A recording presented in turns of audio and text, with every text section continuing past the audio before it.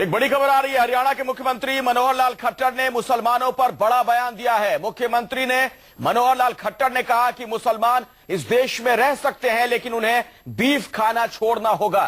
खट्टर ने यह बयान एक अंग्रेजी अखबार को इंटरव्यू जो दिया है उसमें यह बातें उन्होंने कही है। खट्टर से दादरी से जुड़े सवाल किए गए थे।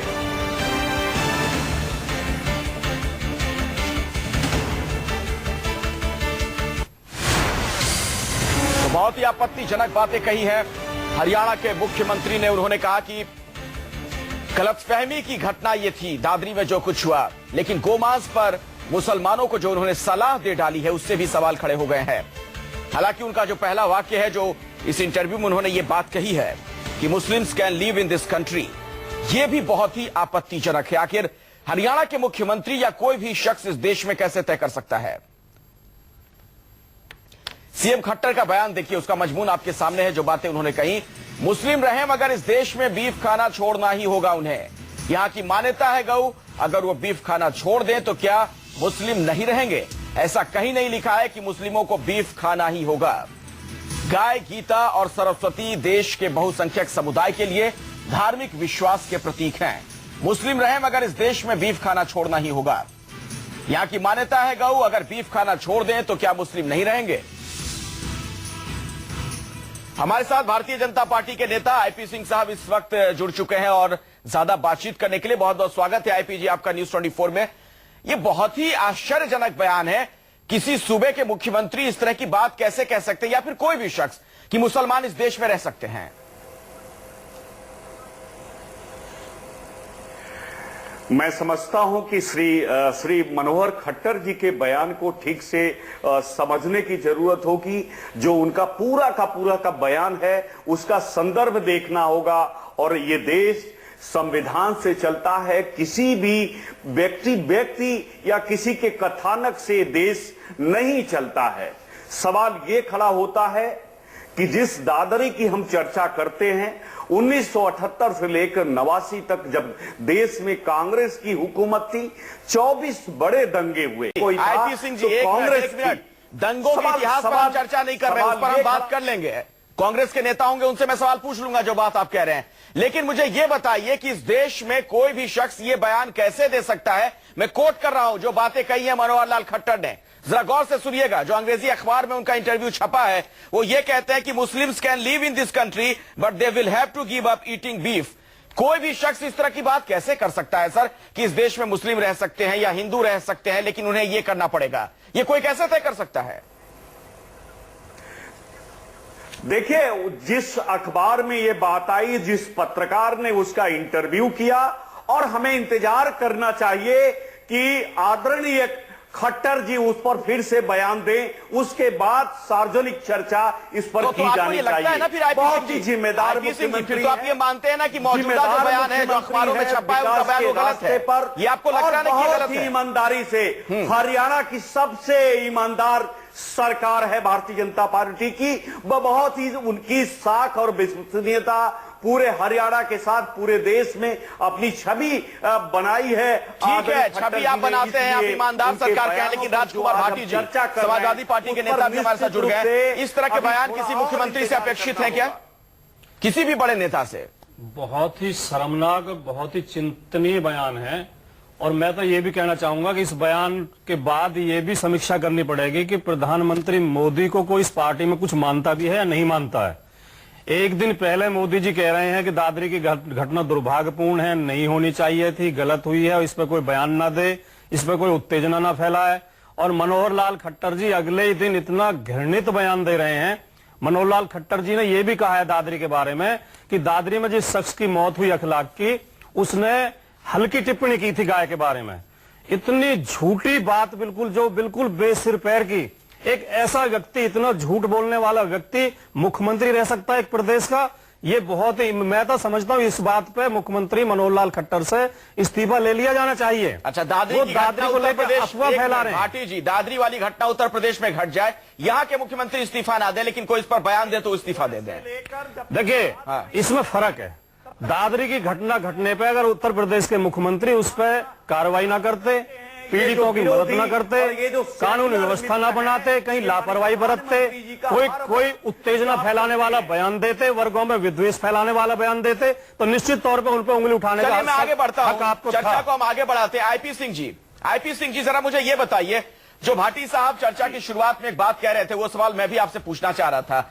आपकी पार्टी के सबसे बड़े नेता प्रधानमंत्री इस देश के नरेंद्र मोदी साहब, वो तक जब अब ये कह चुके हैं कि इस तरह के बयानों का कोई मतलब नहीं है, इस तरह के बयान नहीं देने चाहिए, क्या मतलब है फिर? इसका मतलब क्या प्रधानमंत्री मोदी को भी आपके पार्टी के नेता नहीं सुन रहे हैं? का ये बयान, उनका ये कहना है, इस पर सफाई देते हुए उन्होंने ये बात कही है कि जो बातें कही हरियाणा के मुख्यमंत्री ने, वो बात अखबार ने अपने इंटरव्यू में वो बातें नहीं छापी हैं, यानी उनके बयान को गलत तरीके से कोट किया गया है। ये सफाई दी गई है मनोहर लाल खट्टर की तरफ से।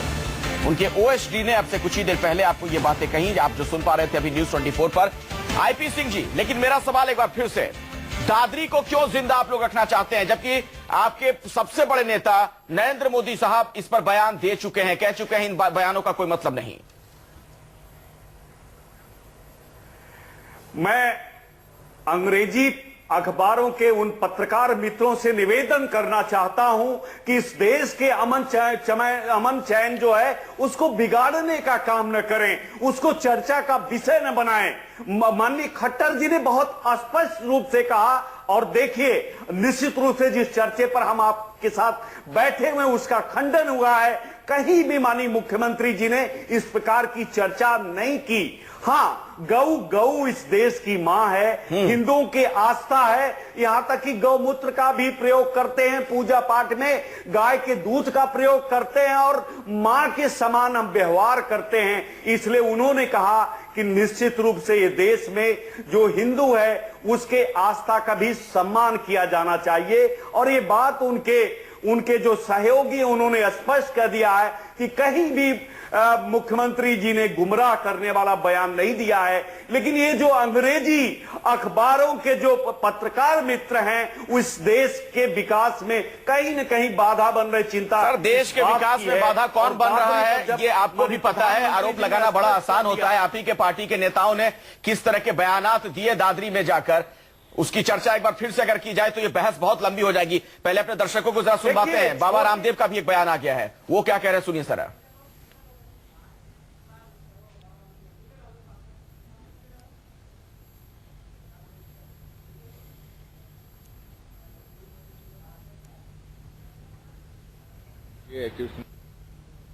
गोमांस बीफ तमाम मुद्दा गरमाया रहा है दादरी के बाद। तमाम नेता राजनेता कहीं ना कहीं कुछ चीजें कहते रहे, कितना सही है ये चीज? देखिए, पहले तो राजनेताओं को थोड़ा संयम बरतना चाहिए। ये क्या जरूरत है कि हिंदू गोमांस खाते थे, ऋषि मुनि गोमांस खाते थे, मतलब ऐसे बेहूदी बातें क्यों करते हैं? और दूसरी बात, गोमांस के कारण से यदि आपस में खून खराबा होता है तो समझदारी ये है कि हिंदू जहां संयम बरते हैं वहां मुसलमानों को भी अपने खाने पर संयम बरतना चाहिए। कि गोमांस खाने से यदि हिंदुओं का खून खोलता है और आपस में एक दूसरे में कि खून के प्यासे हो जाते हैं, तो आखिर उस पर संयम क्यों ना रखें? तो एक दूसरे को भी संयम रखने की जरूरत है। यदि नागरिक ठीक हो गया ना तो नेता अपने आप ठीक हो जाएंगे। तो पहले नागरिक ठीक हो जाए, उसके बाद नेता ठीक होंगे, ये लगने लगा है बाबा रामदेव को। राजकुमार भाटी जी, समाजवादी पार्टी के नेता, हमारे साथ मौजूद हैं। भाटी जी, आपकी पार्टी में भी कुछ ऐसे नेता हैं जो बेतुके बयान दादरी पर दे चुके हैं। आजम खान साहब का मैं एक बार फिर से जिक्र करता हूं। क्या आवश्यकता है इस बात की? आप लोग क्यों तय करने लगते हैं सर कि कौन क्या खाए, कौन क्या पिए, कौन क्या देखे, कौन क्या कहे? क्या मतलब है इन चीजों का? विमर्श के केंद्र में ये बातें क्यों आ जाती हैं?